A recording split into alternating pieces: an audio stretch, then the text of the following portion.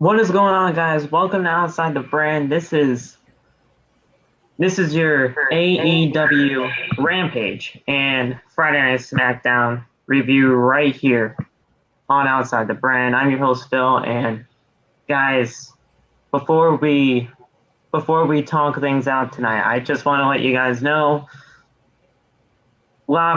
Nate, tonight's SmackDown was not good. It was not a good show by any means necessary. We had a Tricker Street Fight tag match with Shinsuke, Boogs, and Corbin and Madcap, I think it was. We had Usos and New Day main event, which on paper that sounds like a fantastic main event. And usually, anytime these guys have faced each other, there have been bangers, but today, I don't know, just something was off. We had no Roman, and the show just felt completely slow. On the other hand, we had a banger between Kingston and Danielson. We had the Doctor compete in the main event against Abadon in a great match as well. A lot of stuff didn't go right in that match, but it was still a great match. And then we had a massive tease on what CM Punk might be doing at AEW Full Gear. So I'd love to get you guys' thoughts on that. But before we do anything, we're going to be breaking down everything that happened tonight on Rampage and SmackDown right here on the podcast. And if you guys wouldn't mind, follow us on social media, hit that like button and subscribe button. That way you never miss an upload by hitting the bell for all notifications. If you want to listen to MFN Right remix by our boys Loft and Bash, that link is also down there in the description as well. And finally, if you guys have missed any content on the channel, go to the homepage. We have our Monday Night Raw review, our Bound for Glory review, and our Dynamite and NXT post-show review right there on the homepage. That way you can just go check out whatever you've missed on the channel. But guys, I'm going to let you guys talk. What were your thoughts on Rampage and Friday Night SmackDown tonight overall for the shows that we got tonight? First of all, what's up, guys? You already know who it is. Nate the Great here. I agree with you, Phil. SmackDown wasn't really all that good. Like I said, there was no Roman on the show.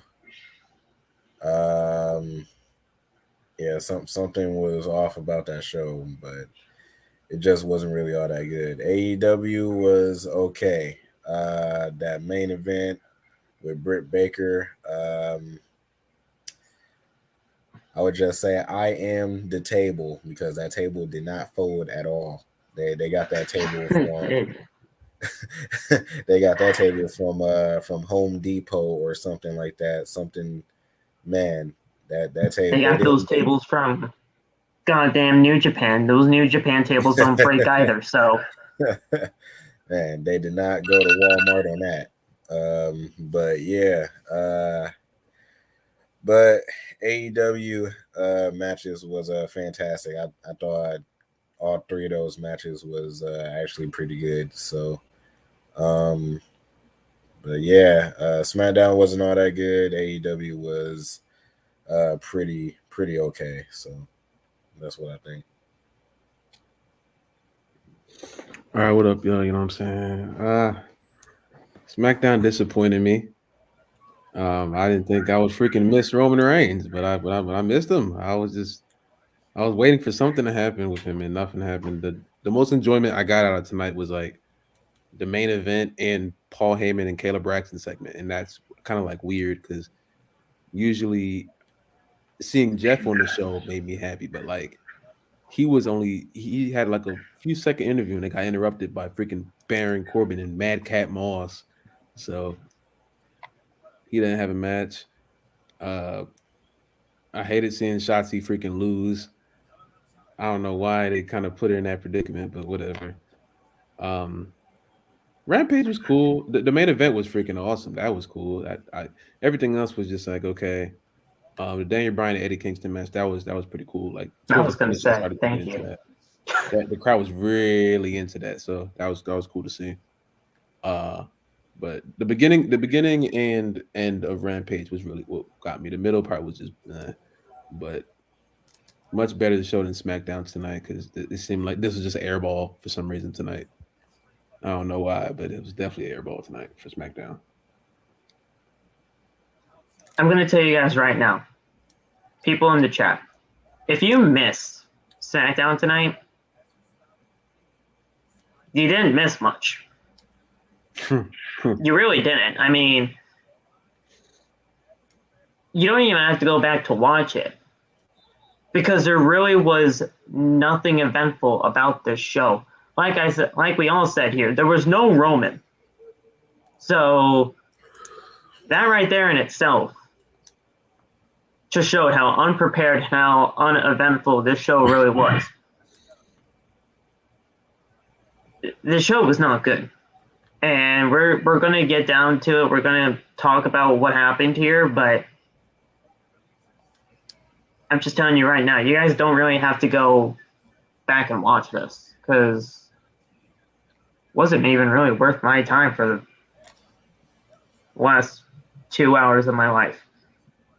But we started things off with one of the worst things that you could have possibly started off with, Charlotte. She makes her way to the ring, and Charlotte says that as more things change, more they stay the same, with her as SmackDown Women's Champion. Charlotte says that she isn't keeping count of her title reigns. Of course, she's not, but everybody else is, especially WWE. But the fans are because they can do what she can do. Charlotte calls herself the most decorated woman in all of WWE history. Charlotte says that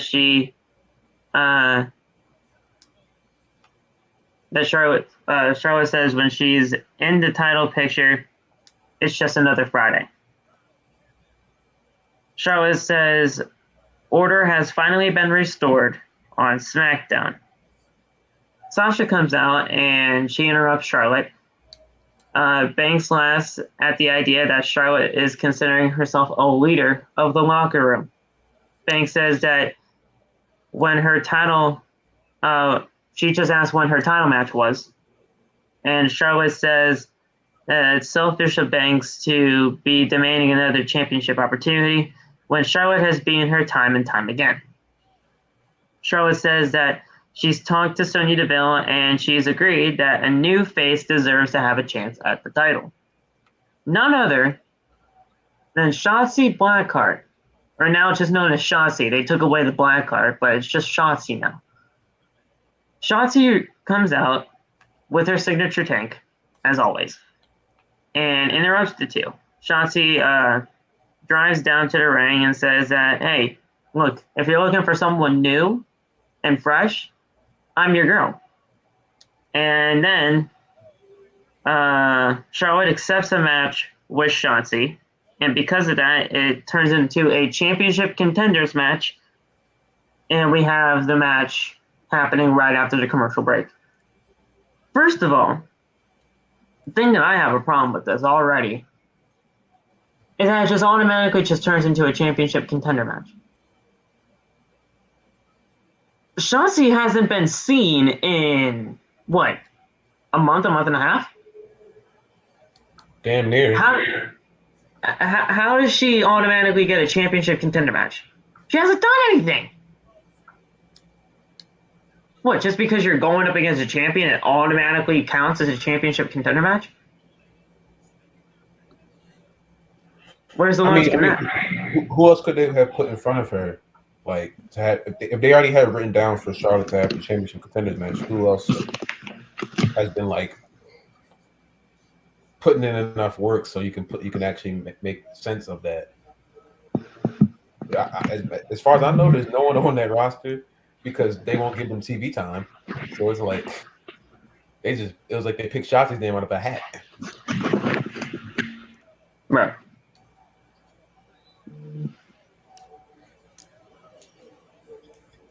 I don't know. And I was confused about that too, because I'm like you said, Phil, Shotzi haven't been seen in a minute, and all of a sudden she gets a championship contenders match. I thought it was actually for the title, but they said that it was a championship contenders match. So, but yeah, I don't know what WWE was thinking or where they were trying to do, but I guess it was a setup for her to turn heel. I guess I don't know where that was supposed to go. That's pretty much it. I want to go back to what Sasha was saying in her promo for a second, because, guys, if you did not catch what she actually said, there is a legitimate shoot in that promo. Damn right. She said, and I quote, "Charlotte, you don't care about the women's locker room. You only care about holding them down." And that's just a straight shoot. That is a straight shoot, especially with what happened between Charlotte and Becky last week during the title exchange. It's a legit shoot. And because of this, we will get Charlotte and Sasha over the next few weeks or whatever, or however long we have to wait until Survivor Series. And Sasha Banks is going to be the SmackDown Women's Champion. It's going to happen. I mean, I was worried about that because I have a feeling that can happen, but it's just like it's probably gonna happen on a SmackDown because Charlotte loves to lose her championships to Sasha Banks on weekly shows. So it's just like now I'm looking at Bianca and Becky too. I want to see how that plans out because I don't know. And that's happening on Monday. Yeah, I don't know which way that's gonna go. I would like to think that Bianca wins that, but I don't know. You can still go the Sasha and Becky route, even though I'm more sure that Sasha wins her championship match than Bianca winning hers. But it's just like I don't know. I just wish they got it over with tonight. Like when Sasha came out, I thought they were just gonna have the same match that they're doing on Raw. Just have Charlotte defend the title tonight and Sasha pin her. Yeah. Shotzi coming out and doing the whole heel turn thing. There's not that many faces on the damn roster at the moment anyway. So having a fan favorite turn heel on another fan favorite that is better as a heel and Sasha Banks just to lose, like it was like they were going around instead of like going for the exact thing that would push them closer to Survivor Series. I don't know what the fuck a Shotzi heel turn does for Survivor Series. And we'll definitely get to that heel turn because honestly, like you said, I mean, there really isn't that many baby faces here on this roster anyway, but the way that they did it, but the way that they actually executed Shotzi's heel turn, especially with the way that the match actually kind of ended between Shotzi and Charlotte, I'm actually kind of down for it. But like you said, there's not that many faces on the roster anyway, so I don't know how they're really going to counteract that. I mean, as far as I'm aware, Charlotte, well, obviously Charlotte's a heel. Everybody's booing her like crazy, even though that is what it is. But is Sasha Banks a heel or is she a babyface? Because I'm kind of having a hard time trying to figure out what the fuck she is. I don't even know. Because right now after tonight, I'm looking at her as a babyface. Yeah, I think that unless they're going to, well, yeah, she's a face. Yeah, they're not going the heel versus heel route. Thank God. So, yeah, Yeah, she's a face. Yeah. Because during the match, first of all, I have to say this match between Charlotte and Shotzi was sloppy as all hell. This match was not good. Because Charlotte never caught her. Is that what that was? I didn't see it. It was like it happened so fast. I just saw her hit the ground. I didn't know what. Charlotte did not catch her. Oh. At all. Yeah, that's crazy. She just did not give a fuck. I gotta look at that again. I thought like she didn't clear the middle rope. I saw Shotzi just her head go forward, and I was like, "What the hell?" I did see Shotzi's knees like hit the rope, but like it was okay enough to where at least Charlotte could catch her, and she just didn't. Mm.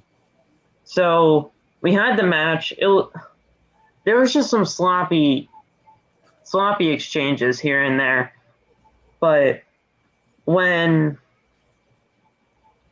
Shotzi went for the suicide dive,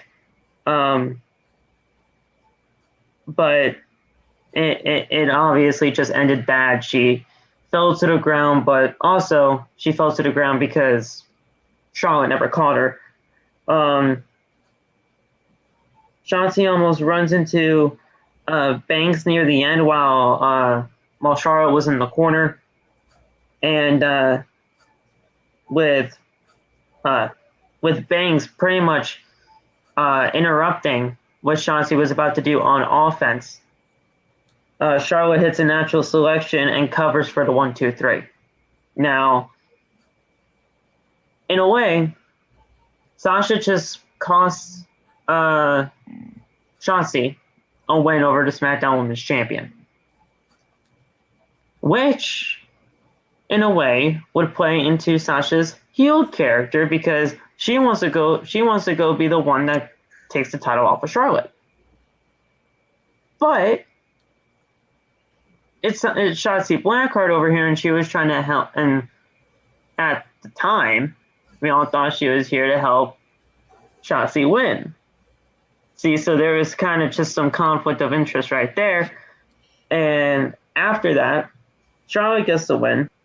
The bell rings for the match to be over, and we just see Shotzi and Banks in the ring shoving each other, saying, "All right, what was that? You pretty much cost me the match. Why would you do such a thing?"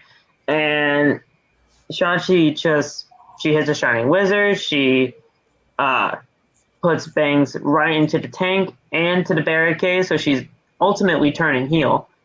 And there you go. I mean, it's plain sight right there. She's heel now. It's right then and there. So I don't know what's happening, but we'll see what happens. You know something? If they wanted to do this is probably a half-court shot. I would have threw Aaliyah out there. Oh, Aaliyah? Yeah. I would if you were already set on, let's just have this match to give someone more TV time. Give Aaliyah the heel turn if you want to turn them heel, because like the only face women I can think of on this roster right now are Sasha and Aaliyah. I can't. I feel like I'm missing like 3. I don't know. Face women on Naomi's a face. Naomi's a face. Fuck. This draft got me confused about who's on the damn show. Yeah. Let me look on the rosters. Cause you're right. The draft kind of just fucked everything up. Well, B-Fab, but she's not really wrestling. Oh yeah. Natalya, she's a heel. Mm. Shayna, she's obviously a heel. Shotzi just turned heel. Tony, I'd say is a babyface right now. Yeah. She just doesn't get used. I'll put her on the damn show. Oh, and then Xia Li, who we haven't seen yet. So. Oh my God, that was even better. I forgot about Xia Li. They could have put her out there. Yeah, but then she would have started off on a loss too. So. because Charlotte will probably just win that. You think we would have a better match out of it though? Oh, it definitely would have been a better match for sure, but you wouldn't want to start it off on a loss, I would think. But still, wait. Okay, so 1, 2, 3, 4, 5, 6.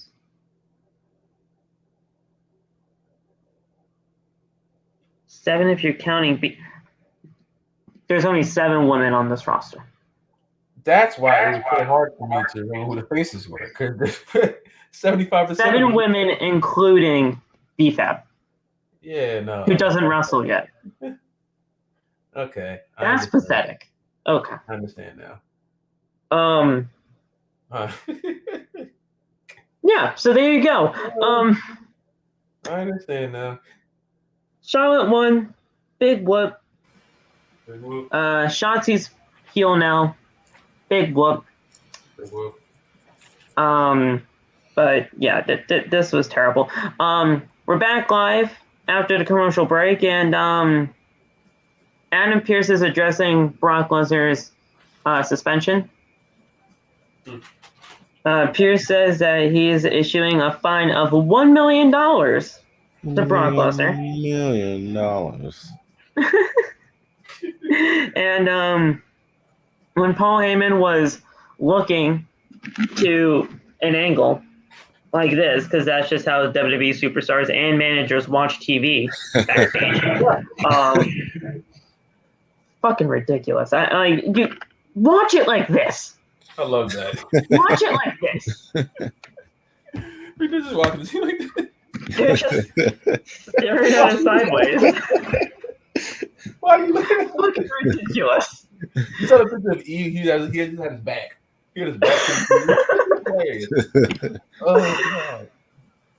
So Heyman just staring at it sideways, just laughing. Is being interviewed, technically interrupted as well, but by Caleb Braxton. So I don't care. She can interrupt me any day. Interrupt any of us any day, really. So she asks Heyman, what's Lesnar's response to the $1 million fine? He tries to play it off. He tries to avoid the question by mentioning Roman Reigns and how he would respond. But Kayla's like, that's great. That's cool. But what's Brock Lesnar's response? And Heyman said that Lesnar would just show up anyway to the corporate office and pretty much rip the throat out of everybody, especially Adam Pearce. And then he proceeds to make fun of Adam Pearce's last name. Heyman continues to rant about Lesnar and how management treats him, and that's what Lesnar would do in response. And he tells Caleb Braxton to just leave him alone. And that was it. First of all, every single time that I see Caleb Braxton and Paul Heyman on my screen, it's fucking great. So continue to do it.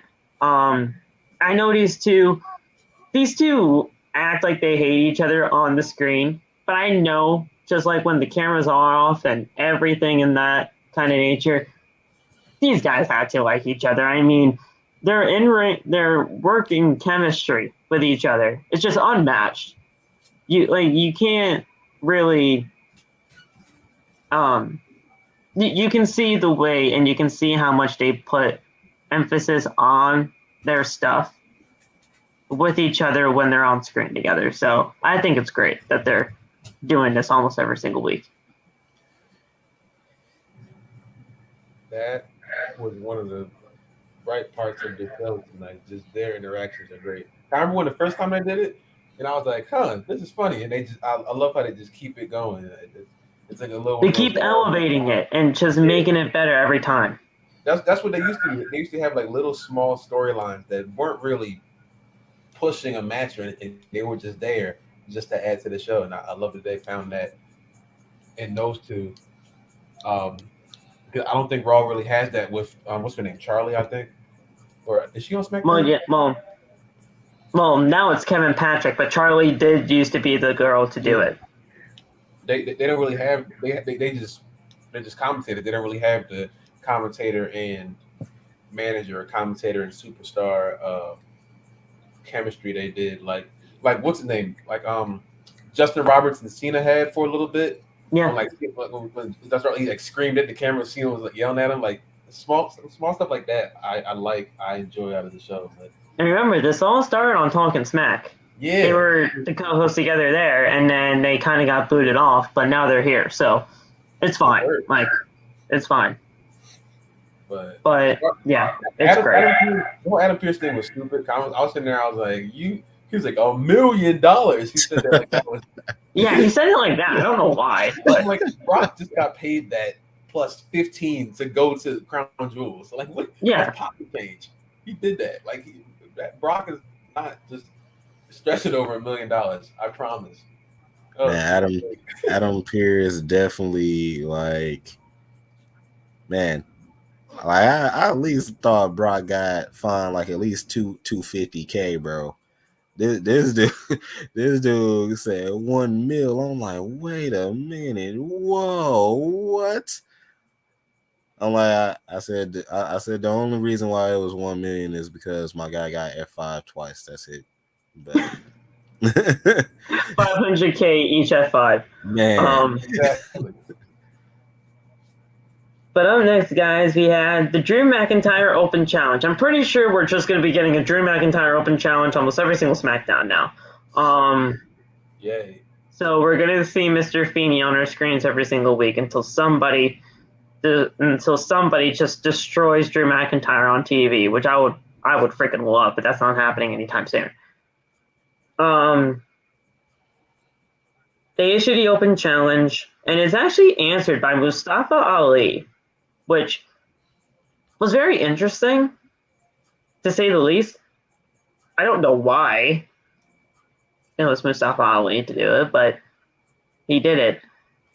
And the match was great, but it was short. What Ali was doing in that ring was great with McIntyre, but it was still short. So I can't really give both of them too much credit here. The match begins and McIntyre just starts throwing Ali into the corner. Ali avoids charging McIntyre, but McIntyre slams Ali to the mat. McIntyre hits a belly-to-belly throw, and Ali goes to the top rope, and McIntyre rolls out of the way of a 450 splash. McIntyre locks in a Kimura, and Ali immediately taps out.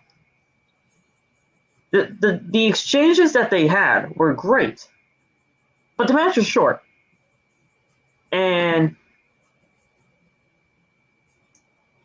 I feel like Ali is just getting lost in the shuffle really quickly here, and it's already only been 2 weeks of these new rosters. You're having him automatically put in a situation with Drew McIntyre, who is not going to lose. And you do it in this way, with this Open Challenge thing. It's just a very, very strange way to do it. And then after the match, Ali got on the mic and said that people are choosing to root for McIntyre and to root against him. And the only reason for that is because his name is Mustafa Ali. I don't know what the heck is going on here. What on God's earth does that mean? I really don't know. And I don't know if we're getting some kind of character change or what. I thought they were running an angle at that. I'll forget his name. Hassan. Oh God, the guy Cena fought like years ago. Oh, I think he was of the same descent of Ali. If he isn't, I apologize. I thought he was. Oh my God, Hassan something. Chat, I know y'all know what I'm talking about. It was a really small feud, but Cena had a match with him, and it was a terrible time in WWE because Vince McMahon is extremely racist. But oh god, I can't remember. But anyway, Muhammad Hassan. Yeah. Muhammad Hassan. Him. They were doing extremely racist angles with him, and I got scared. Yes. I was like, I hope they're not doing the same thing with Ali, because once he said that, and I was like, okay, that's his name, and I was like, wait, they're not running the racism angle in 2021. I know they're not going that route. Okay, well, here's the thing. He started off as Mustafa Ali, right? Yeah. Then they just changed it to Ali, which I was fine with. I was fine with taking the Mustafa out of it. I didn't really care. I think Ali was just sounding better anyway. And then they gave him his name back, but they changed it to Mustafa. That's how they were pronouncing it then. They were changing it to Mustafa. Huh. And now anybody just calls him Ali because nobody's going to say Mustafa. I call him Mustafa. I thought that was his name. I don't know. I just call him Ali because I'm like, it's just better. Yeah, I call him Mustafa. So I was like, you sound like a Lion King character. Mustafa, yeah. But the whole thing about him getting booed is just because his name is Mustafa Ali. I have no idea where they're going with that. I don't know if they're automatically just giving him another character change. I hope not, because I like this guy. I really do like Ali. I do. I think he's a great in-ring talent. I think he has great potential in that Intercontinental Championship picture. But until they actually start taking him seriously, he's good as buried on the main roster. Or at least here on SmackDown. Yo, I think he would be so good as a freaking challenger for Shinsuke, because Shinsuke is Aussie champion, is very underwhelming at the moment. I think if Ali was face, even though that would be a face versus face match, I think Ali would be a great expansion to that championship. But him being a heel, he probably won't do all like the high flying shit that really got him to where he's at now. But they got to do something, because, like I said, I don't know if they're going the whole racism angle. I hope they got not. I don't know if they're just gonna change his name to like A or some shit. I don't know what the fuck. They're gonna change something drastic in probably the next 3 weeks, but I don't know what the hell it's gonna be. I hope it's not too bad, because he's freaking amazing. And if it wasn't for him getting injured around WrestleMania time, what was that, 2019? Yeah. He was going to be in the Elimination Chamber, but then that was Kofi's spot. Yeah, he would have got the same Kofi Mania spot that Kofi did, even though it was supposed to be Ali. Yeah. That entire storyline that Kofi had was meant for Ali. That changes a lot. Yeah. If Ali did not get injured, we would have never had Kofi Mania. We would have never had Kofi as WWE champion. Just look at where we would have been back then. Like, crazy things. Okay.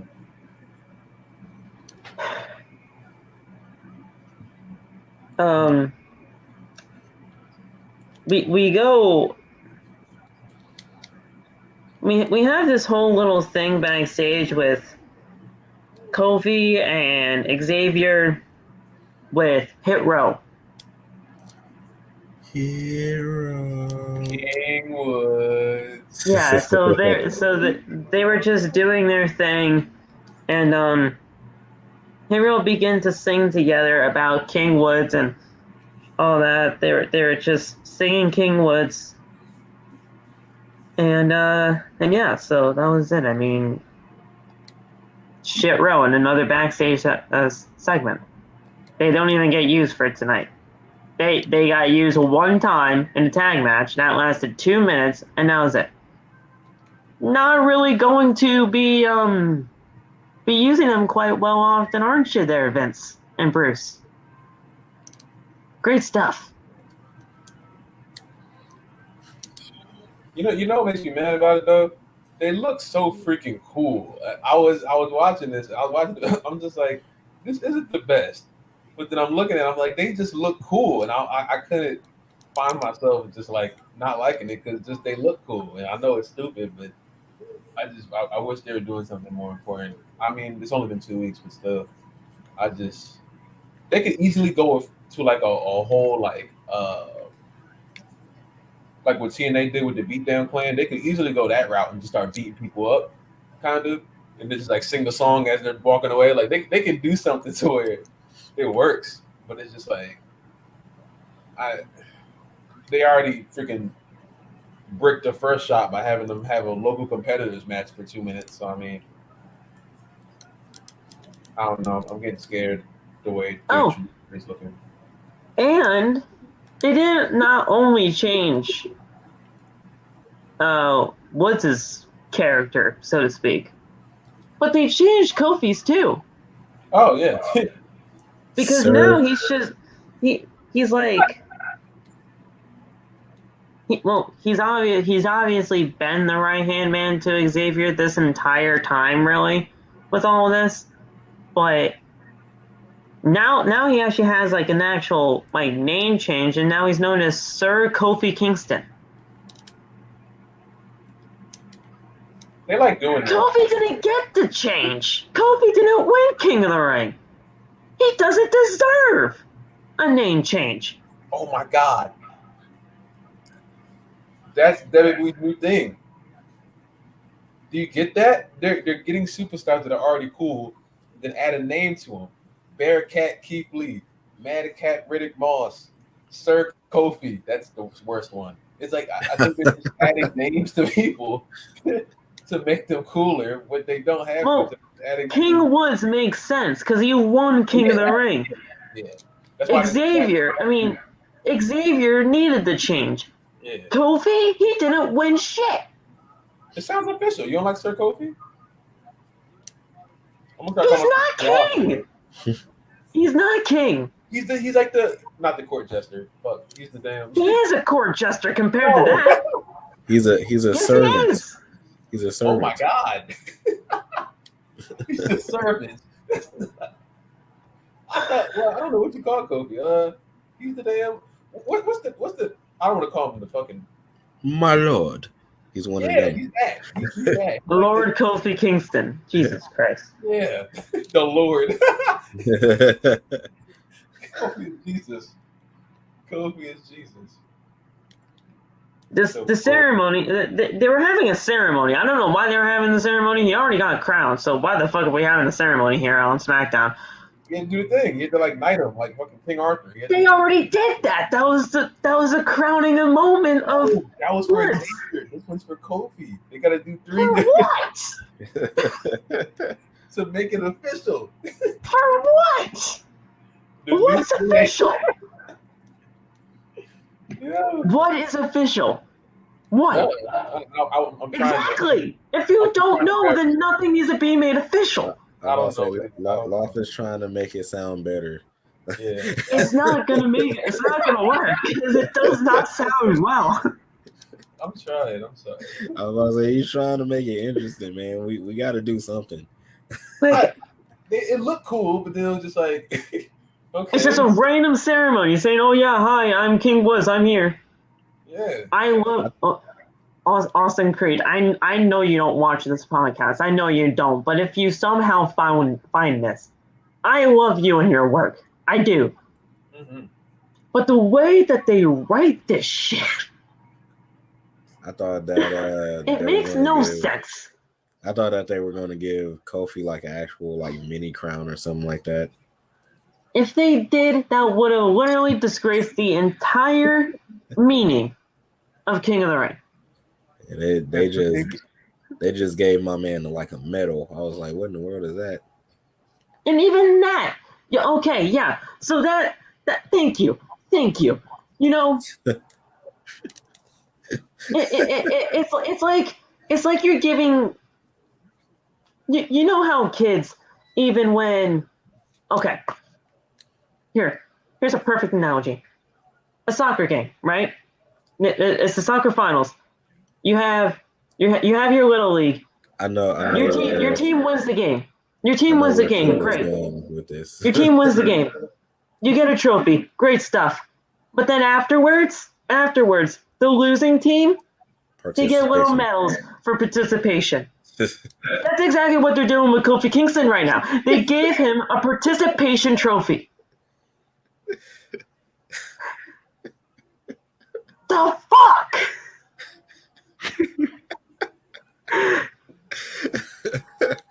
Why? He was participating. He got to help. For what? He didn't do shit. He lost. Oh, but just because you lost means you get a trophy, means you get a medal. Just like Seth Rollins, right? Just like Seth Rollins, he lost. No, not like he Seth. lost. That's different. He lost Hell in a Cell. He lost Hell in a Cell to Edge, right? But no, he just automatically gets right into the ladder match to determine a number one contender, and he wins it. You are literally, and you know it's different. You're giving opportunities to losers. And that's exactly what they're doing with Kofi. Why can't Kofi get a Nobel Peace Prize? That's what I'm trying to figure out. Because he didn't do shit in this tournament. Yeah, but he's not the king of the ring. He's just helping his king.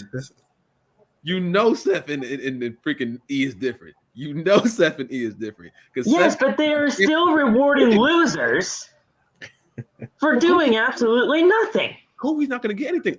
Look, like you just said about the participation medal. They don't get checked. They just get the medal. They just get to walk home. Mom, I got the medal. That's what Kofi can do. He can't just cash in the medal for a championship against Roman. Watch them try to figure out a way.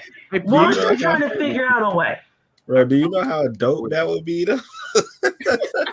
The only way that I can see this going now, you have to have Xavier turn on Kofi. You have to have this thing get over his head. I thought we did this. And here comes Phil. Just saying it again. You have to. I don't want it. Yes, you do, because you said it. But now you can just totally tell at some point this is happening.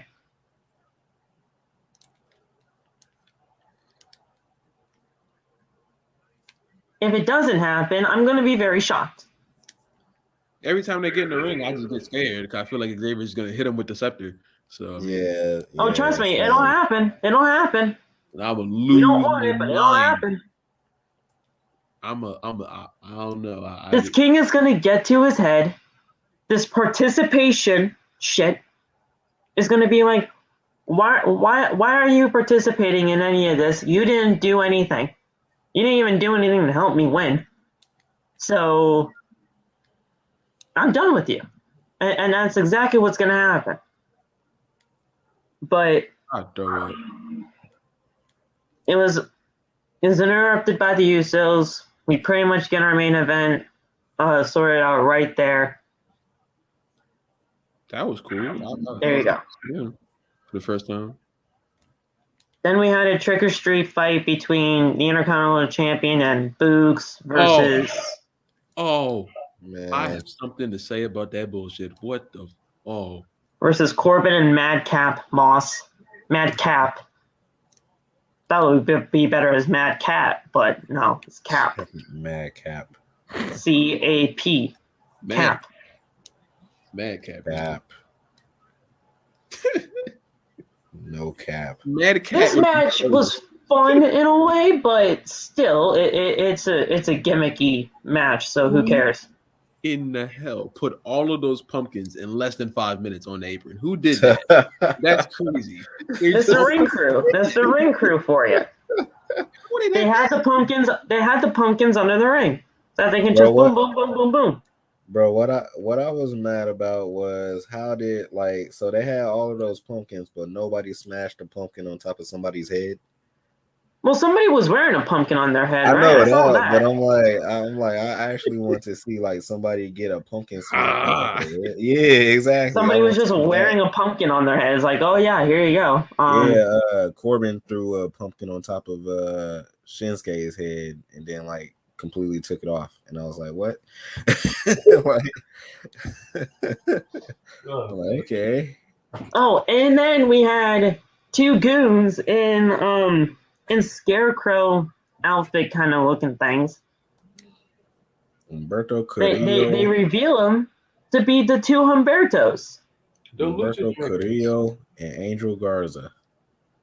And Angel Garza's name is Humberto. So that's why I call him the two Humbertos. Wait, that's his real name? Angel Garza's shoot name, like his real legit name, is Humberto.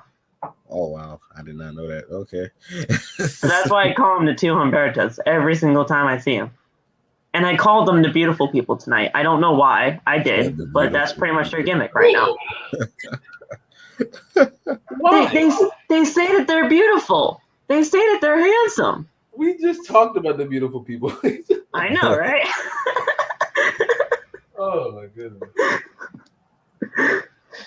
Shout out to you, Madison Rain, who's actually going up against Mickie James at some point later on down the line. So there you go.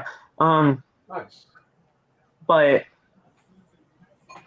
yeah, so the two Humbertos help them win, help Corbin and Moss win. So who knows? It's whatever. We had a match that I knew was gonna be fucked up. Naomi and Shayna Baszler. Yeah. Oh yeah. The referee got injured. So Nate, I don't know what your injury is, but I hope you're alright. Yeah. What the fuck? Ref Nate got injured, so he couldn't participate in this match. So who's gonna take his place? None other than Sonya Deville. Whoa. Woohoo!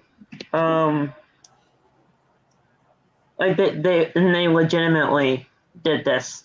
Like the timekeeper gave Sonya a referee shirt. She put it on, and there we go. We legitimately had ref Sonya.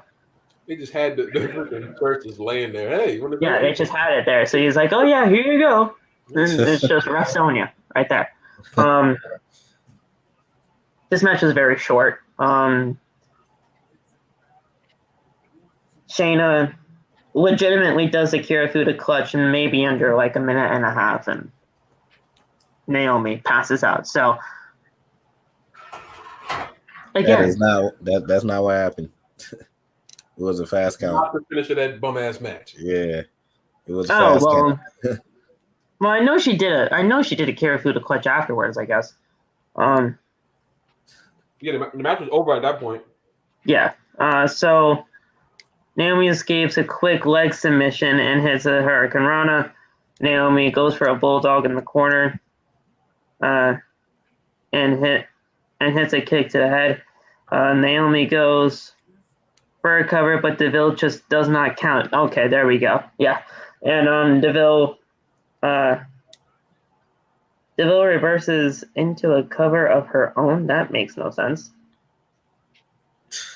So Shayna reverses into a cover of her own, and Deville does a fast count for the 1, 2, 3. Okay, so apparently Deville did the cover and counted the pin herself, according to Ringside News.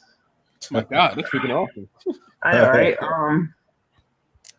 But yeah, the only reason, I'm going to just address the Jeff Hardy thing.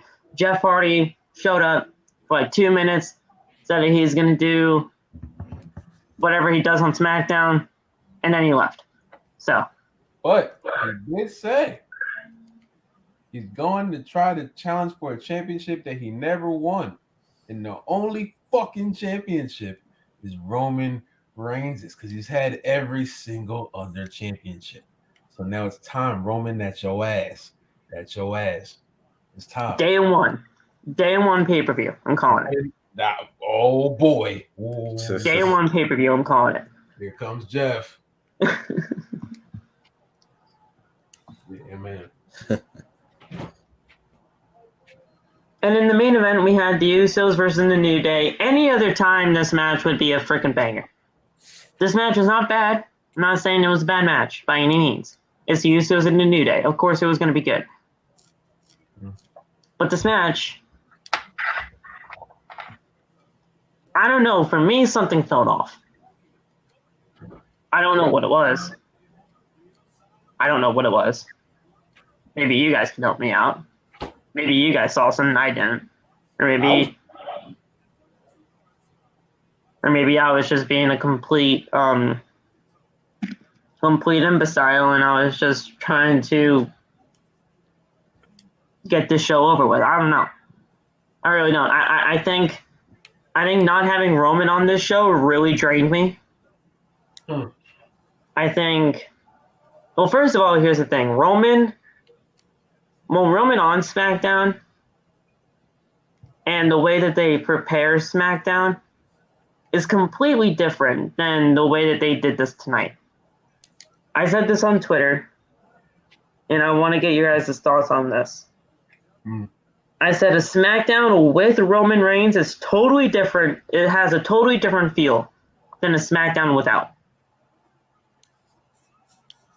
I don't know if that makes complete sense to you guys, but just the way that they book this entire show with Roman is completely different to me than SmackDowns that they have without him. And it's very rare that we have a SmackDown without Roman, so I have no idea what happened here.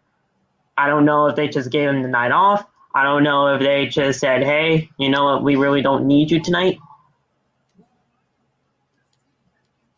I don't know. What are your guys' thoughts on that?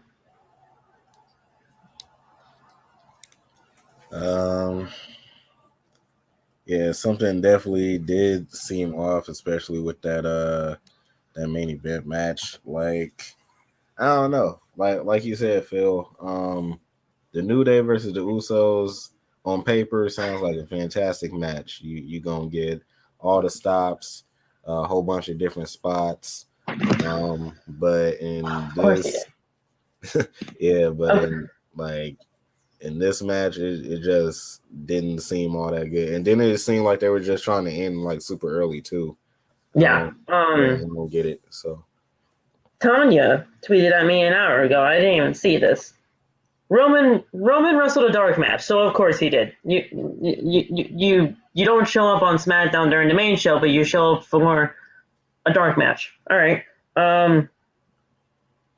He wrestled with his cousins to take on the Street Profits and Drew McIntyre. Okay. The Street we're not even on SmackDown. Exactly. I don't know.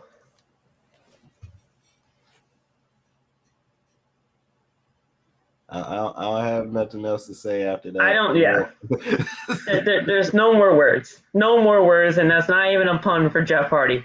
I literally have no more words.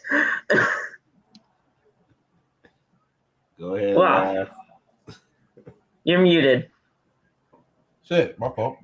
It's all right. What was I gonna say? Oh, I watch Josh. They would never do that shit. If they did that, we're done here. Like, no more podcast.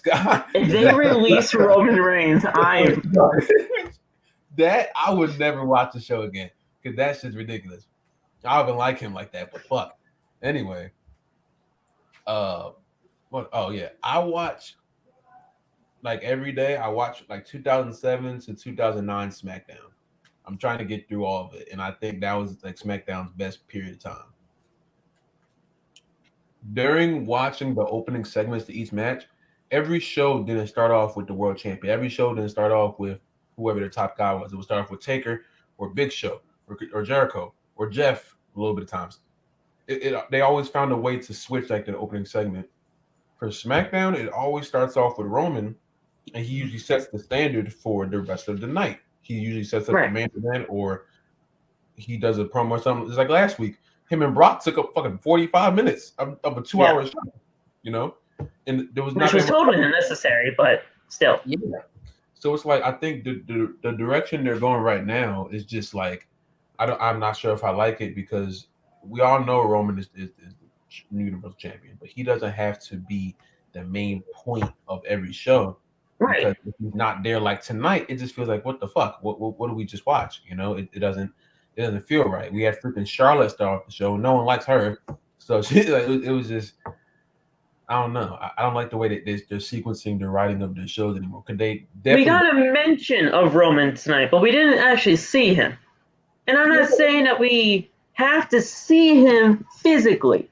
Mm-hmm. I just want to know that he's fucking like alive. Do a little thing in the room. Wait. They have him like. I love when he like the Usos lose and he's like pissed off. I love that shit. He's angry in the room. They didn't even do that. He was just nowhere to be found. Like I tweeted about Roman Reigns not being there during the entire show tonight, and somebody legitimately tweeted back at me saying, I mean, give the man a little bit of slack. You can't expect him to work every single night without a day off to just breathe and take it easy every once in a while. Also, he does have a family that he needs to take care of. I'm not saying don't give a shit about your family. That's not what I'm saying. I'm legitimately just saying, hey, we didn't see him tonight. What's up? I'm not saying, oh yeah, just don't give a shit about your family. I hate when people try to throw the card at the kid. I hate when people try to throw the family card and you're like, oh, he has a family. Yeah, we know. We know that. No one likes his family. We're asking a legitimate question because if you throw something if I do a flip every podcast, if I come on this podcast every day and do a backflip, just live, just like right, I just do this flip. If 1 week I don't do the flip, you can be like, Love, why don't you do the flip? Oh, I had to worry about my mom. No, what the fuck? No one's worried about that. He didn't do the flip. Why did he do the flip? He's gonna explain. Done. Roman's on the show every week. Why is Roman not here? He has a we know he has a we know that already. That's common knowledge. But we don't have to go that route. We already know that he is a man besides SmackDown. We know he's not really Roman Reigns when he's at home. Like don't that card when we ask a legitimate question about something that's been shown to us every single week ever since he fucking won the championship. Like stop doing it. Oh my god. Now, Josh, I do believe Roman Reigns is 100% okay. I mean, like we said earlier, he wrestled a dark match right after SmackDown went off the air, so he's okay. They just didn't want to use him tonight, and I don't know why. Like they had this entire story going on with Brock Lesnar and him. You don't think he has anything to say about the whole Brock Lesnar situation? You don't think he has anything to say about how Paul Heyman interacted when Adam Pearce said about the $1 million fine? You don't think Roman has anything to say about that? And especially with the way that he interacted with Kayla during the interview. Because I know I would. If I was in the locker room, if I was in Roman's locker room, just being a Universal Champion, watching that segment, I would have had Paul Heyman come to my locker room and I'd address him right there face to face. But no, we didn't get that. Yeah. Also, another point, you have Survivor Series coming up in 4 weeks. We got nothing of growth for Survivor Series, and we are legitimately 3 weeks away now. This was the end of WWE TV for the week. We have 3 weeks until Survivor Series, and there has been no build whatsoever. But just because it's champion versus champion, it doesn't need a build. Yes, it does. Yes, it does. Yes, it does. Roman Reigns has been the biggest face of this company for over the year and a half that he's been champion. Big E's the current WWE champion. You need to build something. But no, just because it's champion versus champion, it doesn't mean we need to have a story.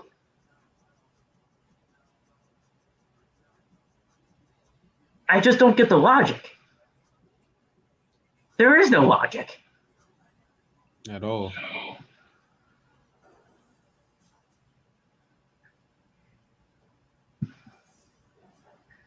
But that was it for SmackDown.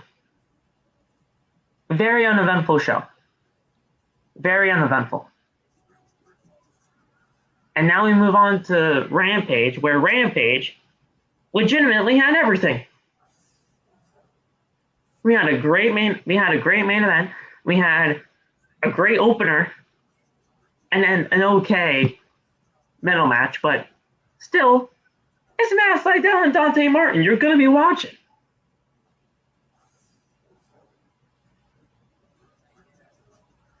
Let's move on. We started off with AEW Rampage, as we had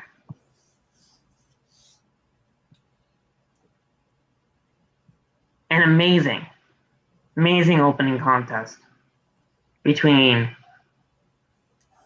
Bryan Danielson and Eddie Kingston. This is to determine one half of the finals at Full Gear for the AEW World Title Eliminator Tournament. This right here is professional wrestling. These guys, wow, I don't know if you know this, but these guys face each other one other time. Mm-hmm. One other time. They only face each other one time in their entire careers, and that was 11 years ago. Yeah. This was their second encounter with each other in over 11 years. Everything about this was great. We had a great ending to where we had a triangle hold.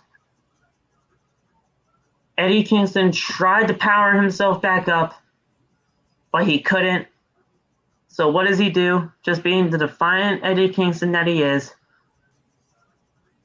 they pretty much did the Brock Lesnar Undertaker whatever match that they had, not at that WrestleMania. Was that at SummerSlam where Brock Lesnar did the middle finger and he passed out? I think so. Or whatever match that was.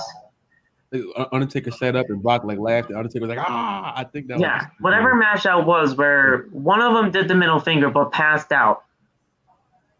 I think that's exactly the spot that they did, because Eddie Kingston did the middle finger and he passed out.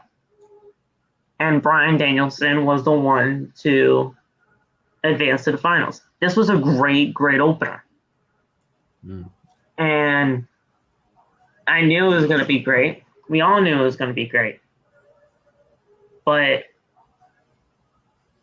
this right here is professional wrestling at its finest. If you did not like this match, I don't know what you're watching. So what were you guys' thoughts on this entire opener? And did you expect Bryan Danielson in the finals? Because I know I did. Yeah. Excuse me. Yeah, I predicted Bryan Danielson to win against Eddie Kingston. Fantastic match. Bryan's chest was lit up, bright red from all the chops. Looks like hamburger meat. Right. But yeah, fantastic match, man.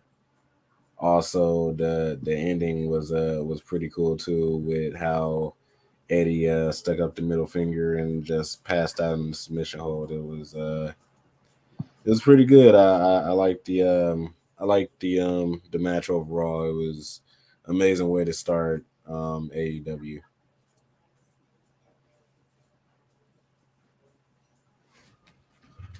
Every time I start to get bored with AEW, they reel me back in with shit like this. Like, this shit was fucking awesome. I don't know that much about Eddie Kingston. I've heard like bits and pieces of him over the years, like over a long span of years. But this was freaking awesome. I loved every moment of this. The crowd was into it. Both guys looked like they wanted to absolutely kill each other. I love that intensity in both of them.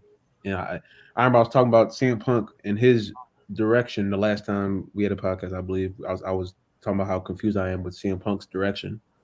I think Bryan Danielson has a lot more direction in him just because I feel like all of his matches just have a lot more intensity to them. Like he cannot lose this match. And I don't know if that's just him and the people he's fighting or that's just the way it's perceived by the fans. But yeah, everything that he's doing right now is really, really good. Exception with that freaking that match he had with one half of the Young Bucks. I hated that match. That was the everything else he's been doing, it just seems like he is primed and ready to do something really big here in AEW. So, great opening match. It should have been a main event, kind of. Yeah, that's the only regret that I have about it. I wish this was the main event. Yeah, I understand why the main event was the main event, but still, I mean, yeah. This one just had way more at stake. Yeah. Than the main event, really. But it was a great opener. Kingston and Danielson legitimately killed each other in that ring. And it was just a great, great opener match. So after that, we had an interview with CM Punk. And guys, we just got a little bit of a taste, if not a major tease, as to what CM Punk is doing at Full Gear. Eddie Kingston, the man that legitimately passed out just 5 minutes ago, is furious in the back stage area. He walks into the camera frame and pretty much yells profanities at CM Punk, saying that he knows who he is and blah, blah, blah, all this kind of shit. And if we are getting Eddie Kingston versus CM Punk at Full Gear, give me, Tony, where the fuck is my wallet? Take my fucking money. Take it. There you go. Take it. Give it to me. I want it now. That is going to be fucking fantastic.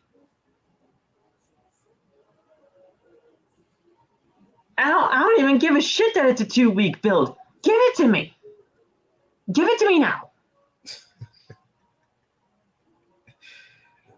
This is fantastic. Go ahead. Go ahead. I said enough. It's gonna be great. Yeah, this match coming up is gonna be amazing. My guy Eddie Kingston was pissed off when he walked to the back. My guy just slapped the microphone out of Tony's Tony Schiavone's hand, yeah. He's like, fuck you. I'm like, yo, and I'm like, man, like, yeah, like this match is going to be fantastic. I can't wait for this. If this happens at Full Gear, yeah, I can't wait. So, and it looked like Loft left, so. God damn it. Well, I'm still gonna get his thought. I'm still gonna get his thoughts on that regardless. So we had a match between Matt Sydal and Dante Martin, not Darius. This was going to be a tag team match, and in fact, it was scheduled as a tag team match between Leo Rush. So Leo Rush was gonna make his in-ring debut tonight, but since Mike Sydal got sidelined with an injury, it just turned into Dante Martin versus Matt Sydal 3. Now, we say 3 because these two faced off with each other before on, I believe, another Rampage and I believe an AEW Dark episode. Both of them were bangers. Both of them were great. And this one was not even that much different. This one was a great match, too. Dante Martin did get the win with a double springboard moonsault, and it was a great match. I think it was a very serviceable match. for both of them. I just do not like the way that they're using Matt Sydal. I think Matt Sydal is very, very underrated in that ring. I think he can definitely be something in that TNT championship picture, but they do not use him properly. So what are your thoughts on that? And what did you think about this match?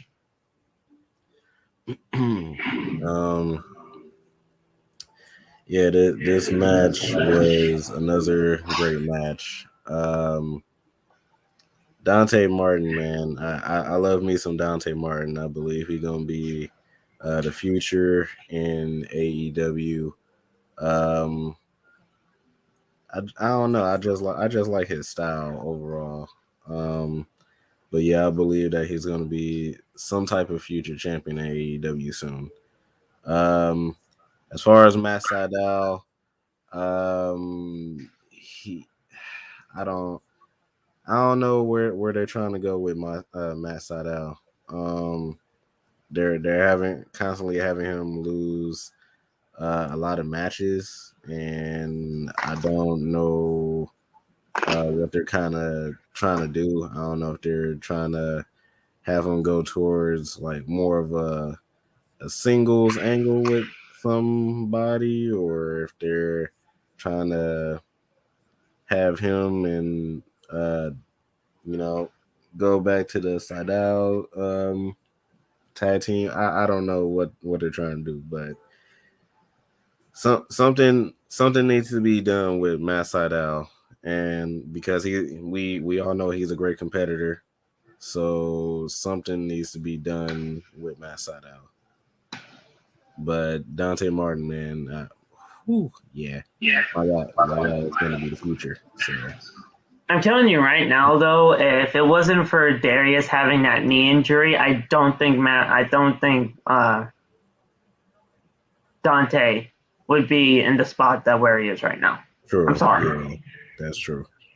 But hey, we just hope that Darius can get back on his feet very soon, and that's just not even a shot to what the injury is. I mean, it is a legitimate knee injury, so that was probably a very bad choice of words. But hey, he'll be fine. He'll get back here, and then if they want to do some sort of angle to where Dante said, "Hey, look, I mean, I know you've been out for a while, but I'm on a roll. I've been on a roll lately, so I kind of feel like I need to split ways and do my own thing in the singles division." And then they just have Darius do whatever he needs to do to get rectified from that. Who knows? But yeah, I mean, something's gonna happen between Darius and Dante. I know that. Because when Darius comes back, he's going to want to become a tag team again. So we'll see what happens. I think it's going to be a very interesting thing that Tony has to figure out when Darius is ready to return. Right. I believe the same thing. Up next, we didn't really have any segment in the middle of the main event and the second match. It was mainly just the main event interviews that they do before the actual match. And Mark Henry was just saying to Abadon that not only is this your biggest match of your entire career, but this is also a trick or treat match. Do you have any tricks up your sleeve? Abadon just spits blood out of her mouth, so there you go. She can't talk. The reason why she does that is because she legitimately has no mic skills. So they would just have her do whatever she needs to do to be a zombie. I'm sorry, that's just the way it is. And then the doctor's great, so anytime that she's on the screen and on the mic, it's just fantastic. But before we even get to what the doctor said, Waff, you left when I was just about to ask you a question. So there you go. But that's all right.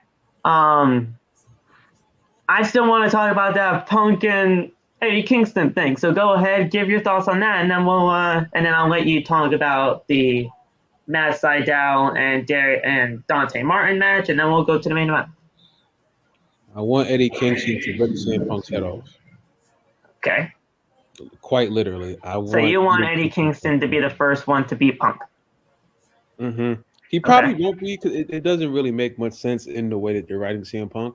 But I think it'll be cool because that would be a very big win for him.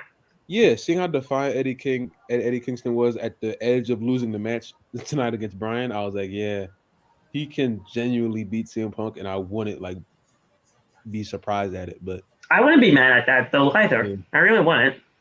I think Punk ends up winning, but that should be a match where CM Punk is literally at the edge of his brought to the limit, right? Yeah. Yeah. But it should be a good match if that's the way they're going. It seems that way, but let's hope for it, Now, after that, we did have the match between Matt Sydal and Dante Martin. Mm-hmm. We talked. Nate and I talked about it. I said that with the injury to his brother Darius Martin, mm-hmm. Dante would not be in the positions that he has been as of late. Mainly because of usually when it comes to these two kind of when it comes to tag teams like this, I put this tag team in the same kind of category as the Street Profits. One guy is going to be the rising star over the other. Mm-hmm. And Dante is just that guy. Nothing against Darius. It's just the way these tag teams usually are. When it comes to the Street Profits, that's Montez. Mm-hmm. So Dante has been killing it. He's had great matches with Matt Sydal. This was supposedly, and it was originally scheduled to be a tag match with Leo Rush having his in-ring debut tonight. Mm-hmm. But because of Mike Sydal, Matt's brother, being sidelined with an injury, it turned into the third match between Dante and Matt. So what did you think about this match? I think this was a great match, but they're using Matt Sydal as a guy to put people over, and I feel like Matt has so much more than he can bring instead of just putting guys over. He has been underrated throughout the whole time I've seen him. Even when he was fucking Evan Bourne, he was just the guy that was used just to do cool shit, but then lose the match. And I don't think has he had a singles championship in AEW yet? No.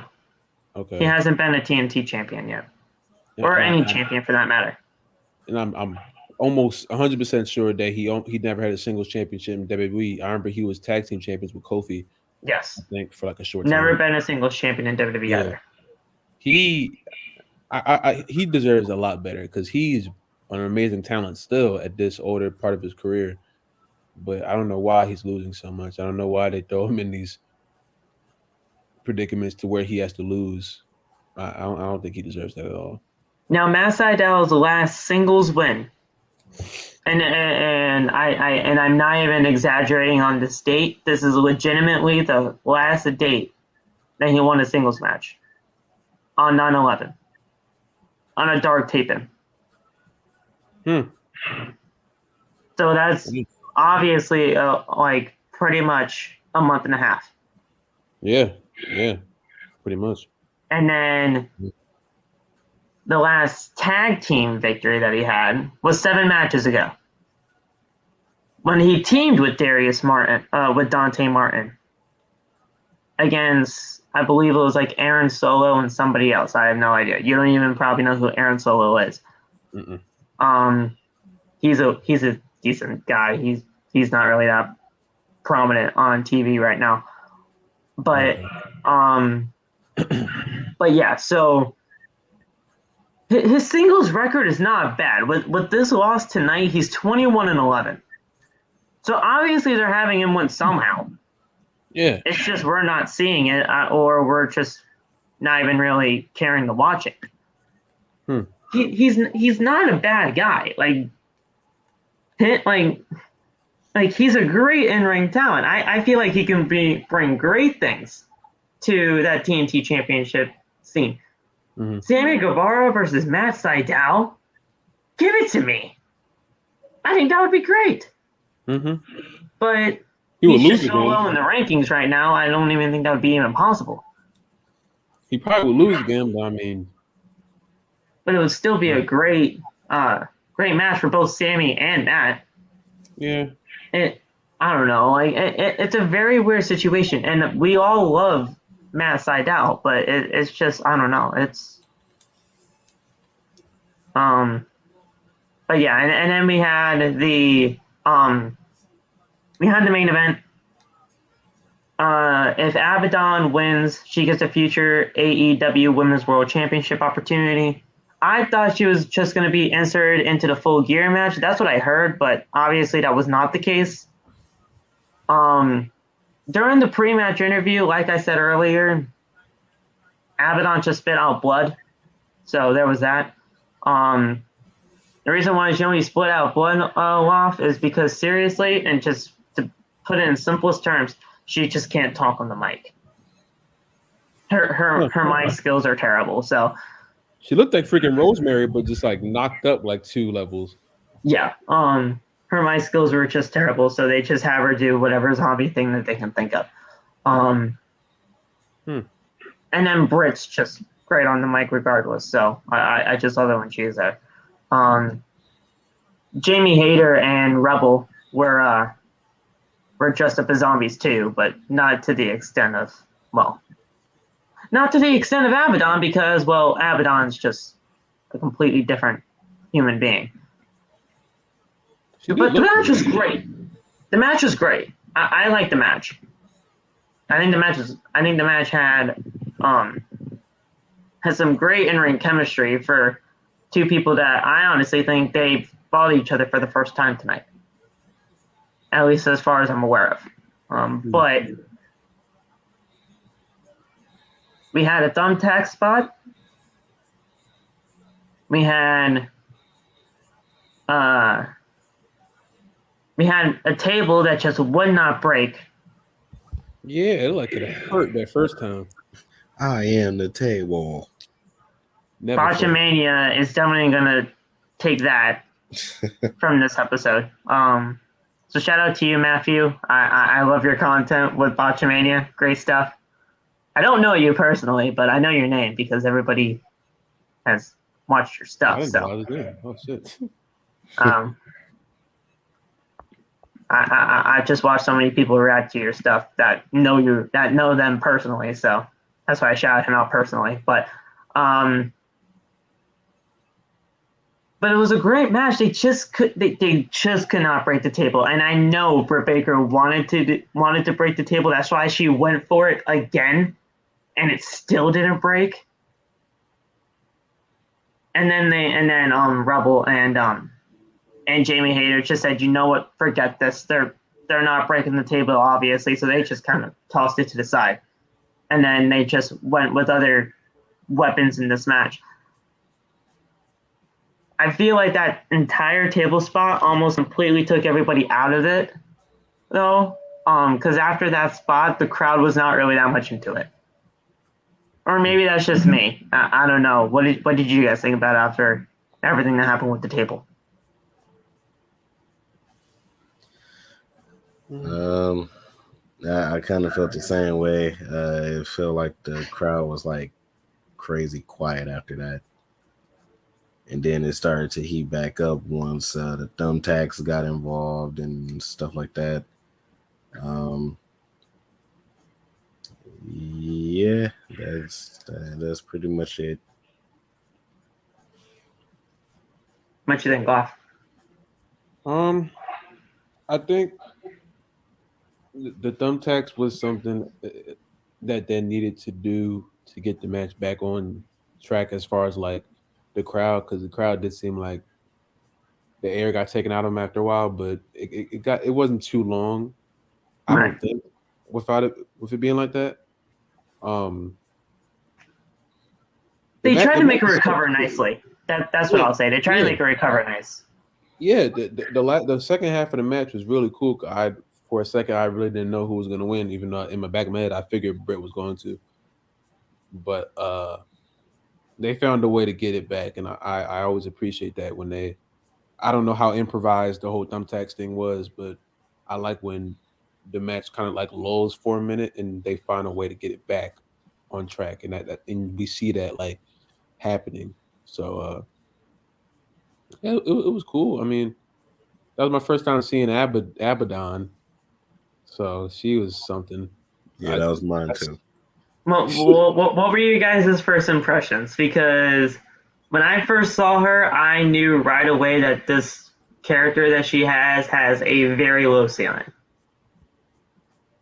To me, but that's just my opinion. What were your guys' thoughts? Well, I remember when I first saw Rosemary, and I was like, she's cool, and then it just kind of lulled for me. The same thing. I was like, she's cool. It hasn't really lulled for me yet. I mean, she looks like she can do something. I just don't know what. Even though like she was like at the brink of winning the match, kind of, it just I don't know. I guess I got to watch more of her stuff to see how I feel about her. But you already told me that she's good on the mic, and that kind of scares me. Yeah. So, I mean, her character looks cool. I like her look. Her look and her wrestling style are already A pluses in my book. So, I'll do more research. Yeah. It's not like she's bad either. She's 22-2 in her entire career here. So. Oh shit. Yes, same. When I first saw her, I thought it was like something different than what we're usually used to seeing. Yeah, first match against Britt. Well, first match that I seen of her against Britt Baker in no DQ match. Freaking good. Yeah, like don't really know what to make of her yet, just because she really don't really have a personality. I guess she's supposed to be like a full blown zombie. So, but yeah. As far as her wrestling ability, it was really good. So, hopefully, we see more out of her in AEW. So,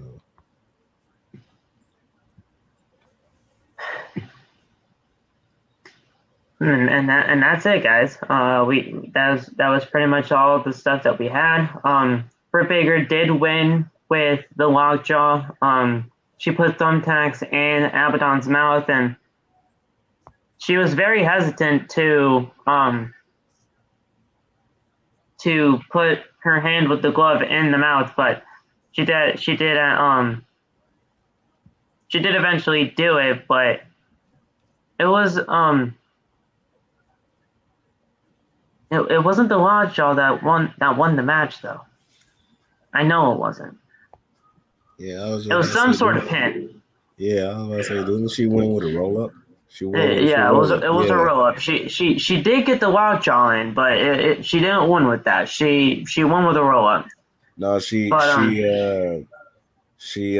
gonna do the lockjaw, but then she didn't want to put her hand up in her mouth with her mouth looking all okay. Yeah, like so I thought she actually hit it, but yeah, and then Abadon bit her hand. Oh, that's right. She bit it. Biting her hand.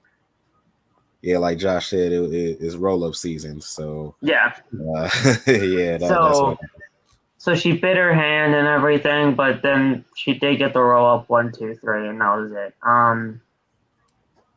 So she escaped. She escaped Abadon. This isn't going to continue. This entire feud between Abadon and Britt Baker, it's not continuing. So, we're gonna have 2 more weeks of the build between her and Tay Conti, because that's the real match of Full Gear, and then we'll see what happens. Because I think it's gonna be a great match of Full Gear, but this is kind of just a match to scoop Britt Baker on by so that we can get to Revolution with Thunder Rosa. And we'll see what happens. So that's it, guys. We'll see you guys on Monday for our next show. Nope, Sunday. Oh, Sunday. Sunday, that's right. Shit. It's Halloween. Oh yeah, it is. Yes. Stay tuned. Sunday, Halloween, and then you'll see us Monday. I can't wait. Yeah, guys, it's gonna be a great Halloween special. I cannot wait for that. That's gonna be episode number 78 of this podcast, which is insane stuff. We already got the thumbnail ready to go. The podcast is actually going to be starting at around, I believe it's 1 o'clock Eastern, 10 o'clock Pacific. So for Megan's time, that'll be 10 o'clock. I think that's the actual set time. So if you guys are free at that time, come by, have a look, have a watch.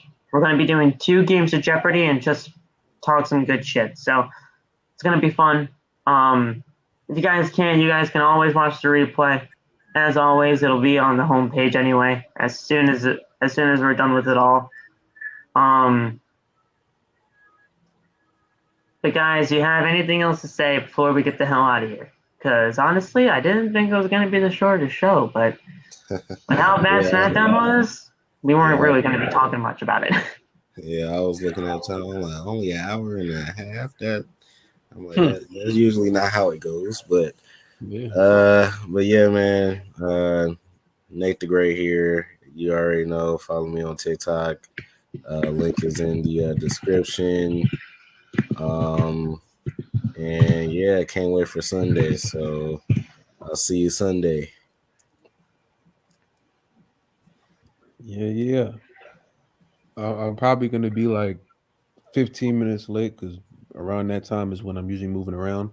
When I get back stationary, I will be here for that.